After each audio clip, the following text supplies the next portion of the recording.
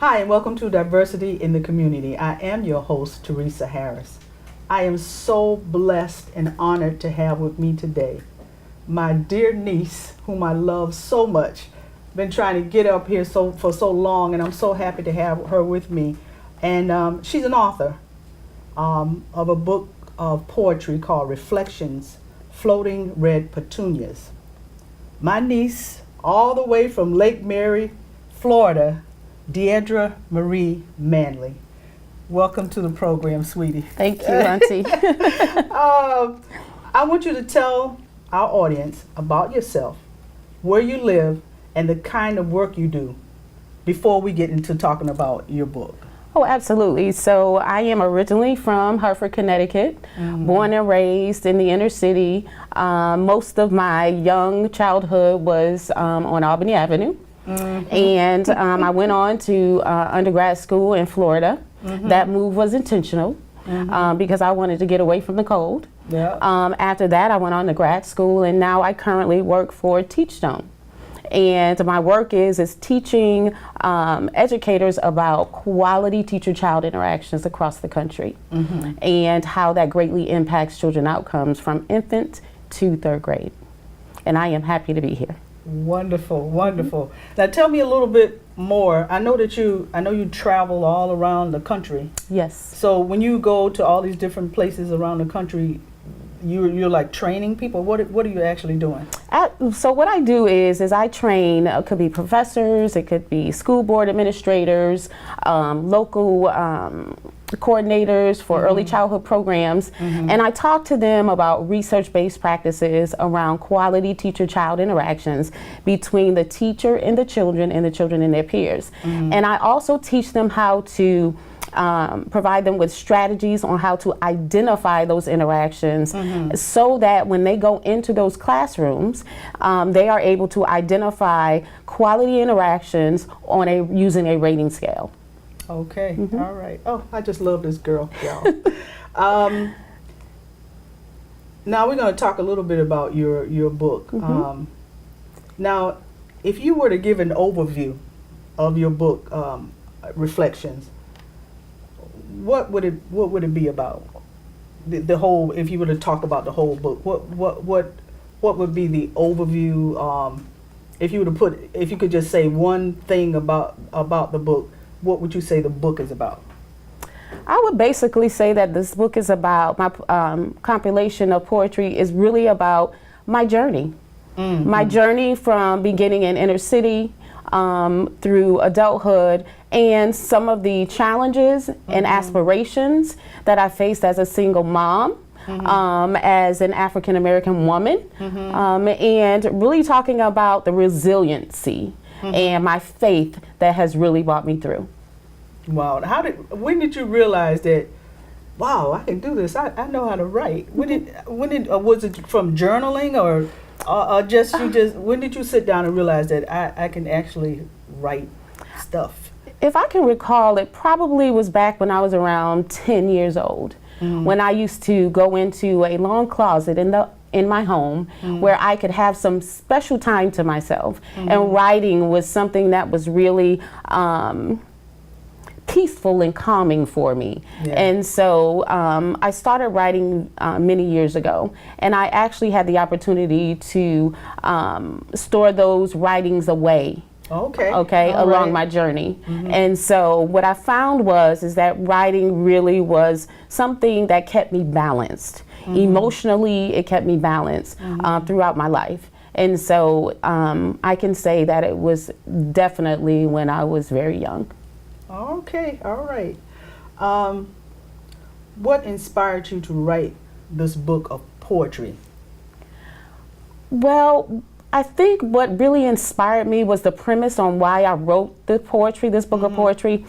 It's really about understanding your purpose, and in understanding your purpose, sharing your story and the impact that it will also have not only on your life, but others throughout the community or somewhere in the world. And it's really about understanding your purpose and paying it forward.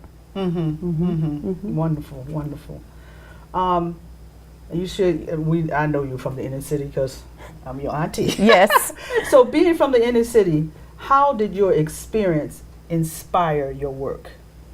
Absolutely. So being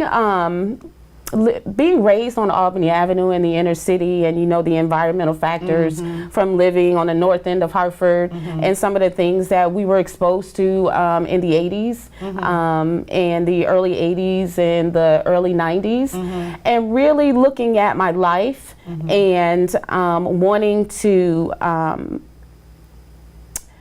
touch others. That inspired me along the way because someone did it for me. And so really understanding that as I am evolving into the woman that I'm becoming, is that it's important for me to share my story so that it may empower someone who needs to be empowered. So giving them that seed to want to say, okay, I can do this too. Now, I'm going to bring up a person that I met that's really important in your life. And I just want you to tell me, how did he come into your life? And you call him Papa. Yes. Can you tell me a little bit about Papa and how he helped you along this journey? Absolutely. So Papa is amazing.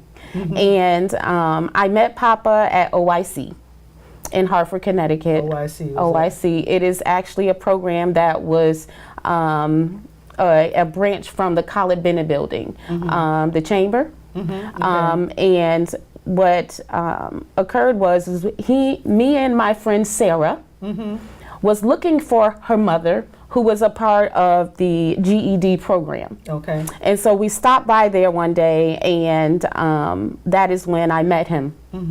And instantly, he just saw something in me, and he just took a hold of me and said, you know what? Whatever it is that you need, I know that you have great potential, so you just give me a call. And I remember applying for a position where I was working in a word processing department, and it was a supervisor's position, and I had the interview and everything, and my supervisor, who was leaving the company, called me in her office, and she was like, Deirdre, you know what? I did everything I could to fight for you because I knew that you were the woman for the job. But unfortunately, because you do not have a credential, we could not get you into this position. So I immediately called Papa after that discussion, and I was like, they're asking me about a credential. How do I get a credential? And he was like, sugar, that means you need to go and get your degree. I said, well, it's going on 5 years after high school. How is that possible? I don't have the resources to do it. In 5 years, I don't think that's going to happen for me. So he says, anything can happen for you. He says, you have a beautiful voice. We are going to schedule a competition for you to go and be a part of the competition for the concert chorale, Bethune-Cookman Concert Chorale, and see if you'll be able to audition that day. So absolutely, I went on Main Street and auditioned that day. The instructor said that she would call me in 2 weeks. She called me that weekend and said, be packed and ready to go and be at the office in Daytona Beach on this particular day. I remember it was August 4th, 1990. Oh my goodness. And that's where it all began. All right. And I met him, and he's a wonderful person. And another person I want to mention that I know had big influence on your life is my mother, your grandma. Yes. Big Mama. Yes. So can you tell us a little bit about Big Mama and what kind of positive influence she had on your life? Well, first of all, Big Mama taught me how to pray. And no matter where I traveled in the world, I always would call her just to check in. But prior to that, she was such an inspiration as a young child. She always had something positive to say. And she always reminded us that no matter what, that things in life may be a little rocky, but since we have Jesus, everything will be all right.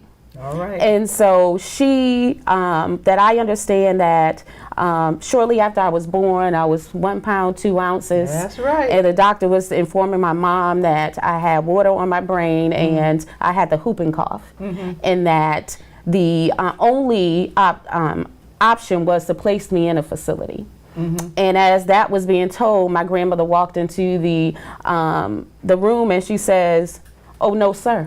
That's right. My God is still on the throne. Yes, she did. She's going home with me." Yes, she did. And I understand that after weeks and weeks of living with my grandmother at a very young age, she prayed over me throughout the day. And at my 6 months doctor's appointment, they found no water on my brain. That's right. And they had no signs of whooping cough. That's right. Okay. And so she also inspired me because with the illness that she had, I remember the day that she was preparing to go and be with God, that I called her.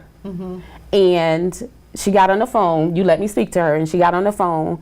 And she says, "My miracle baby, when you coming home?" She's called you. That's what she called you, my miracle baby. And in that instance, oh. it just filled my heart that she remembered me. And I knew that everything was going to be all right. And so she's been my inspiration. She is the reason why I pray. Because every time I would call her, our conversation always ended in prayer. All right. Yes. Absolutely. Yes, that's my mama. Yep. Now, one other person before we go on. Okay. Is Miss Estelle. Grandma. Grandma. Your grandma. My grandmother, S, was amazing. She was very strong. She was very outright, very straightforward. She was a hard worker, but she loved her grandkids. And I remember a day going into the house, and I think I was probably in middle school. And I said, "Grandma," this was in the, I want to say the late 70s, maybe early 80s. And I was like, "Grandma, I want some Chinese slippers." And she said, "Baby, you know what? Me and you gonna walk down to Salvin's on Saturday. Ah, no Salvin's. And get you those Chinese slippers because you do so good in school." Grandma made sure that every Saturday morning she would cook a full breakfast. Grits, eggs, and bacon. All right. And that was a treat for us. Okay. And she also started our little church group where we were singing with her. We were her backup singers. Me, my brother, James, and Michael and Jeffrey. And so when we went to Pastor Belton's church, we were her backup singers. And she was such an amazing woman, very strong. She loved to fish, and she loved bingo. But she taught me discipline. She taught me that it was very important to get up in the morning at a certain time and always be early and not be late. She also taught me how to cook, because she told me one day, "You need to learn how to cook." I said, "Grandma, I don't need to learn how to cook because I know how to read." She said, "What?" She said, I said, "I know how to read. I don't know how to cook." She was like, "So you mean to tell me you're going to read the box and cook for your family?" She said, "No, ma'am, because you smart in your mouth every Sunday from now on in for 3 months, you are going to be on punishment and you're going to cook." All right, Miss S. That's what I'm talking about. Yep. So she was amazing as well. And the reason why I bring these people up, I could bring up a whole lot of other ones that was special in your life, because you write about some of the people in your book, and they are so when you tell about them, it's almost like you could see these people, you could feel these people's spirits, and so that's why. But I mean, like I said, I could say many other people that inspired your life, but I just wanted to bring up a few, just to give the audience a little flavor of what of some of the things that you took the time to put into your book. So thank you for that. Yes. If there is something you could say to a young inner city youth, what would it be? What I would say to a young inner city youth is that always stop, listen, and observe. You stop and you listen to the wisdom that is being poured somewhere within your circle. And then after you stop and you listen, then you plan on what your direction is going to be. Right.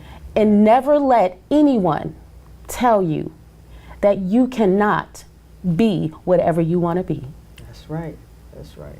Right? That's No wonderful. matter what the circumstances may look like, there is always an option, but it's up to you to make the choice. That's right. That's right. Wonderful. Wonderful.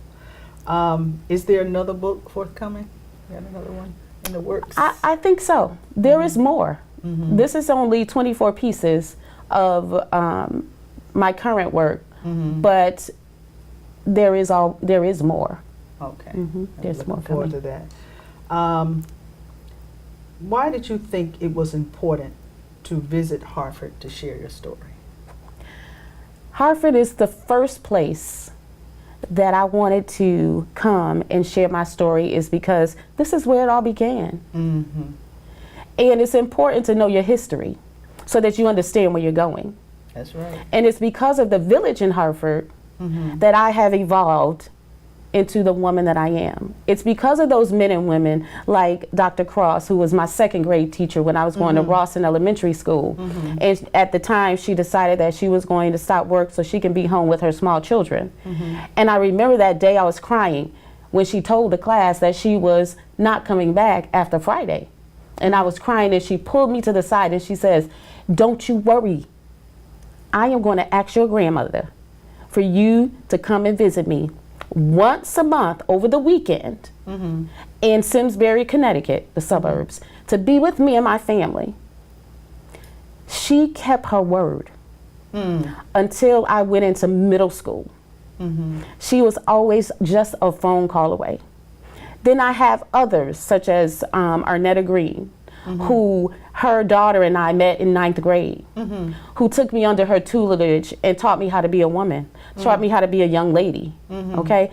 And the thing that was so unique about her is that she did not treat me as though I was no one other than her child. I got fussed at. She put me on punishment. She took me shopping. She made me do chores around the house, just as she made the other girls do chores around the house. Tori's mom, they were always there for me.